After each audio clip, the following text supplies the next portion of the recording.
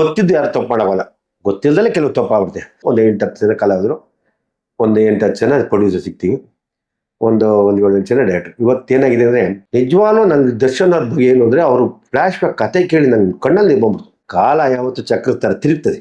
ಇವತ್ತು ನಿನ್ನ ಟೈಮ್ ಚೆನ್ನಾಗಿದೆ, ನಾಳೆ ಅವ್ನ ಟೈಮ್ ಚೆನ್ನಾಗಲ್ಲ, ನಿಂಗೆ ಗ್ಯಾರಂಟಿನ ಗೊತ್ತಿಲ್ಲದೆ ಏನು ಮಾತಾಡ್ಬಿಟ್ಟು ನಾನು ಹೇಳಿದೆ. ಅವ್ನು ಇಲ್ಲಿಂದ ಬೆಂಗಳೂರು ಜೈಲಿಂದ ಇಲ್ಲಾಕಿ ಏನ್ರಿ ಇದ್ದಾನೆ ಅವ ಕಲಾವಿದ, ನನ್ನ ಏನಾಗಿದೆ. ಇವತ್ತು ರಮ್ಮಿಂಗೆ ಅಭಿಮಾನಿಗಳು ಮಾಡಿದ್ದಾರೆ, ಅಭಿಮಾನಿಗಳು ಹುಟ್ಟಲ್ಲಿ ಬೇಸರ ಬೇರೆ ಯಾರು ಮಾಡಿದ್ರು, ಇಲ್ಲ ಜೊತೆ ಜಗಳ ತಂದಿಗೂ ಮಾಡಿದ್ರೆ ಗೊತ್ತಿಲ್ಲ, ಆದ್ರೆ ಮಾಡಬಾರ್ದು. ಒಬ್ಬ ಪ್ರಥಮ ದರ್ಶನ್ ಪೈಪೋಟಿ ಮಾಡಕ್ ಸಾಧ್ಯನೇ, ಊಹೆ ಮಾಡೋದು. ಇವೆಲ್ಲ ನಿಮ್ಮಂಥವ್ರಿಂದ ಇವತ್ತು ಇಂಡಸ್ಟ್ರಿ ಕೇಳ್ತಾ ಇದೆ, ಚಿತ್ರ ಕೇಳ್ತಾ ನಿಮ್ಮ ಮನೆಗೆ ನೀವೇ ಕಲ್ಕೊಡ್ತೀರಾ. ಒಬ್ಬೊಬ್ಬ ನಿರ್ಮಾಪಕ, ಒಬ್ಬ ಟೆಕ್ನಿಷಿಯನ್ ಇಷ್ಟು ಸಾಲ ತಂದಾಗ್ತಾನು, ಅವ್ನು ನಾಳೆ ನೀವು ಕೊಡ್ತೀರಾ ಸರ್? ನಾವು ಇಷ್ಟು ಸಾಲ ಜೊತೆ ಇದ್ದಾಗ ನಾವು ತುಂಬಾ ಕಟ್ಟ ಅಭಿಮಾನಿಗಳು, ನಮ್ಗೆ ಎಷ್ಟು ನಾವು ಕೇಳ್ತಿರ್ಲಿಲ್ವೇ? ಜೈಲಲ್ಲಿ ಅವ್ನು ಯಾರೋ ಮಾತಾಡೋದು, ಪಾಪ ಅವ್ರು ಜೈಲಲ್ಲಿ ಇವರೆಲ್ಲ ಕೆಟ್ಟೋರೇನ್ರಿ? ಜೈಲಲ್ಲಿ ಕೆಟ್ಟೋರು ನಾನು ಯಾರಿಗೂ ಹೇಳಲ್ಲ. ನಾನೊಬ್ಬ ಪತ್ರಕರ್ತನಾಗಿ ಇತ್ತೀಚಿನ ಬೆಳವಣಿಗೆಗಳನ್ನ ಬಹಳಷ್ಟು ಗಮನಿಸ್ತಾ ಇದ್ದೀನಿ. ಬಹಳಷ್ಟು ಗೊಂದಲಗಳು ಇತ್ತೀಚೆಗೆ. ಏನ್ ಅನ್ಸುತ್ತೆ ಅಂದ್ರೆ, ಆ ಕಲಾವಿದ್ರ ಬಗ್ಗೆ ಈ ಕಲಾವಿದ್ರು ಮಾತಾಡೋದು, ಈ ಕಲಾವಿದ್ರ ಬಗ್ಗೆ ಆ ಕಲಾವಿದ್ರು ಮಾತನಾಡೋದು. ಫಸ್ಟ್ ಇದ್ರ ಬಗ್ಗೆ ಏನ್ ಅನ್ಸುತ್ತೆ ಒಪಿನಿಯನ್ ಏನು? ಚಿತ್ರರಂಗದಲ್ಲಿ ಒಗ್ಗಟ್ಟು ಇರೋದು ತುಂಬಾ ಕಡಿಮೆ ಆಗಿದೆ.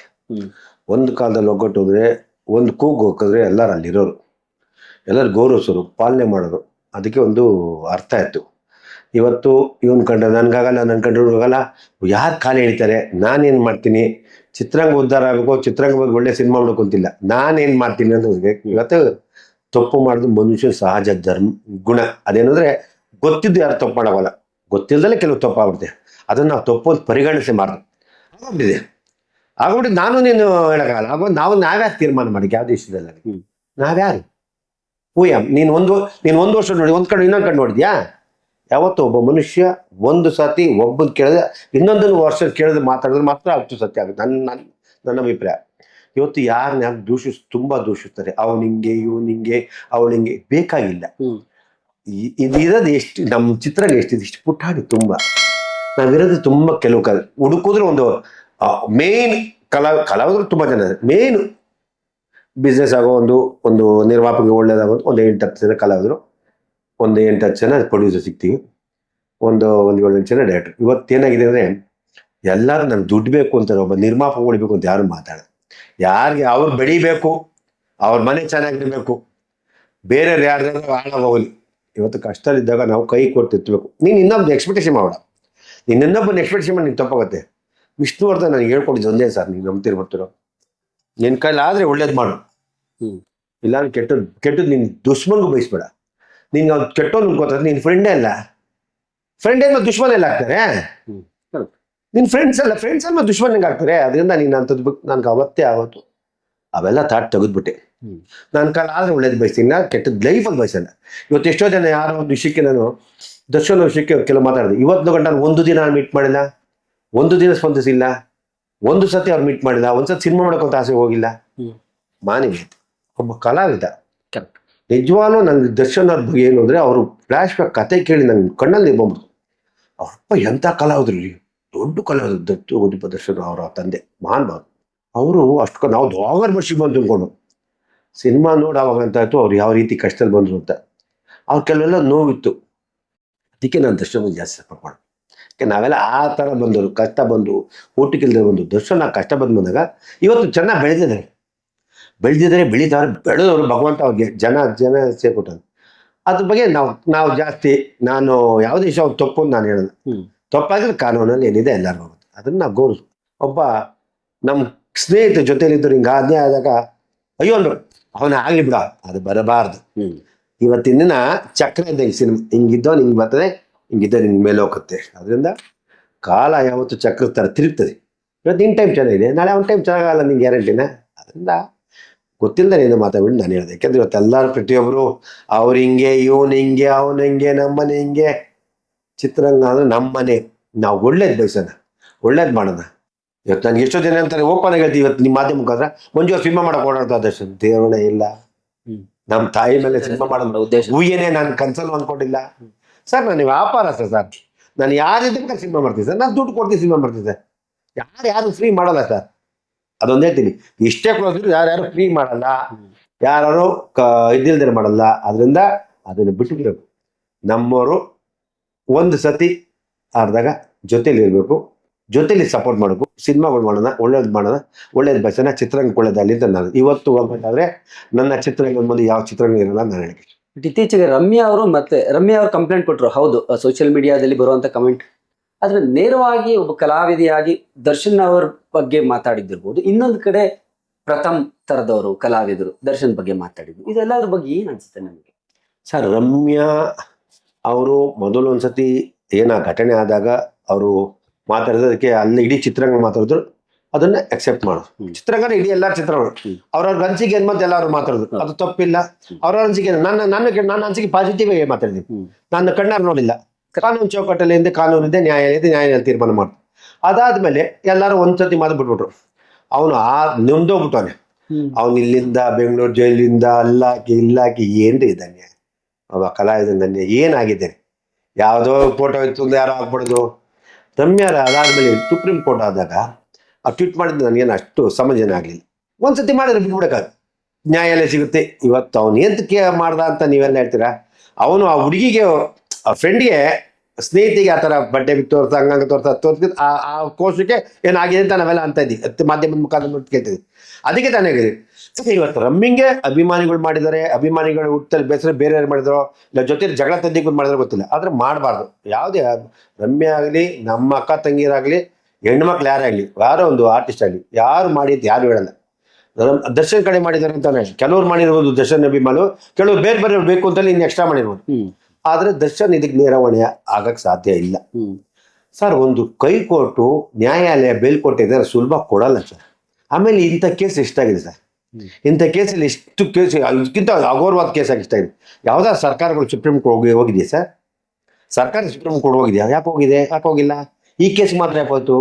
ಅದಕ್ಕೆಲ್ಲೋ ನನಗೇನು ಗೊತ್ತೆ. ಅದರಿಂದ ಒಬ್ಬ ವ್ಯಕ್ತಿ ಬೆಳೆದವನೇ, ಬೆಳೆಸಕ್ಕೆ ಆರಿಸಿ ಕೆಡ್ಸೋಕೋಬೇಡಿ. ಅಂದ್ರೆ ನಾವ್ಯಾರು ಕೆಡ್ಸೋದು ಕೇಳಲ್ಲ, ಆ ಭಗವಂತ ಅವನು ಮನ್ಸು ಮಾಡಿದ್ರೆ ಮಾತ್ರ ಮನುಷ್ಯ ಕೆಡೋದು, ಮನುಷ್ಯ ಹಾಳಾಗೋದು. ಇಲ್ಲ ಯಾರು ಏನು ಮಾಡಿದ್ರು ತಾತ್ಕಾಲಿಕ. ಅಂದರೆ ನ್ಯಾಯಾಲಯದಲ್ಲಿ ನ್ಯಾಯ ಇದೆ, ನ್ಯಾಯಗಳು ಇವತ್ತು ನ್ಯಾಯಮೂರ್ತಿ ನಿಜವಾಗ್ಲು ಒಬ್ಬರಿಗಿಂತ ಒಬ್ಬರು ತುಂಬ ತೀರ್ಮಾನ ಕೊಡ್ತಾರೆ, ಒಳ್ಳೇದಾಗುತ್ತೆ. ನಾವು ಸಿನಿಮಾದವ್ರನ್ನ ಕೆಟ್ಟ ಅಸೂಯೆ ಬೇಡ. ನನ್ನ ಸ್ನೇಹಿತರು ಯಾರೇ ಆಗಲಿ, ನಮ್ಮ ಮನೆಯವ್ರಿದ್ದಂಗೆ ಎಕ್ಸ್ಪೈಸ್ ಇತ್ತು ಆಮೇಲೆ ಈ ಪ್ರಥಮ್ ಮಾತಾಡಿದ ತಪ್ಪು. ನಾನು ಆ ವಿಷಯದಲ್ಲಿ ಒಬ್ಬ ಪ್ರಥಮ್ ದರ್ಶನ್ ಪೈಪೋಟಿ ಮಾಡಕ್ಕೆ ಸಾಧ್ಯನೇ ಊಹೆ ಮಾಡಕ. ಆಮೇಲೆ ದರ್ಶನ್ ಇವನು ಈಗ ನಾನು ಅವನು ಬೇರೆ ಯಾಕೆ ಎಲ್ಲರೂ ಮಾತಾಡಲ್ಲ, ಬೇರೆ ಯಾಕೆ ಎಲ್ಲ ಮಾತಾಡಲ್ಲ. ಅವತ್ತೊಂದ್ಸದ್ದು ನಮ್ಮ ಜಗ್ಗೇಶ್ ಅವ್ರದ್ದೇನಾಯ್ತು, ಜಗ್ಗೇಶ್ ಸೂತ್ರ ಕೊಟ್ಟರು, ಅದಾದ್ಮೇಲೆ ಸುಮ್ಮನಾಗೋದು. ಯಾಕೆ ಮಾತಾಡ್ತೀರಾ? ತಪ್ಪೇನಿಲ್ಲ. ಅವರು ನಾವ್ ಯಾವ ರೀತಿ ಯಥಾರಜ ತಥಪ್ರಜ, ನಿನ್ನಿಂದಲೇ ಎಲ್ಲ ಬೇಕು ಅಂತ ಆಯ್ತು.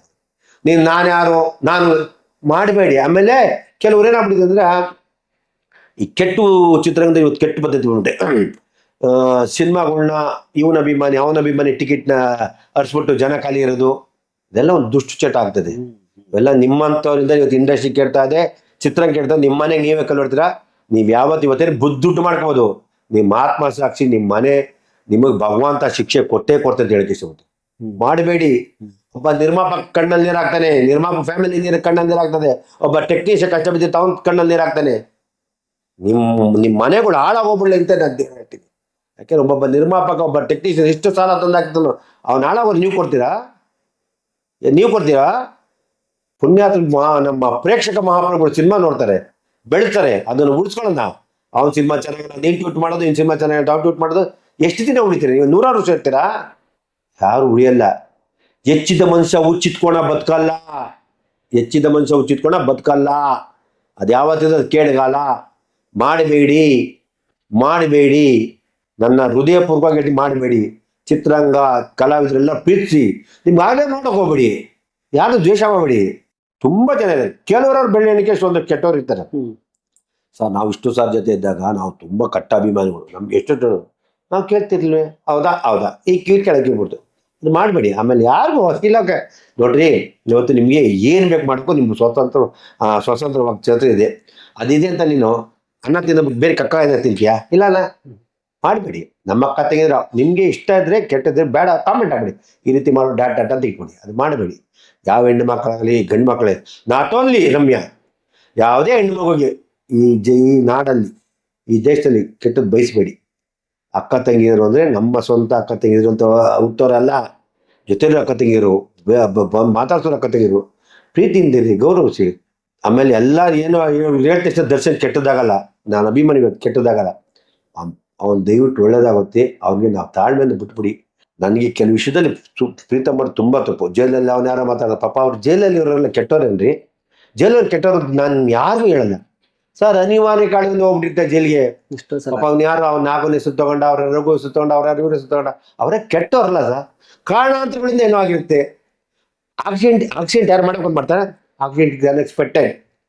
ಅದನ್ನು ನಾವು ಅದು ಬೆಳೆಸಬಾರ್ದು.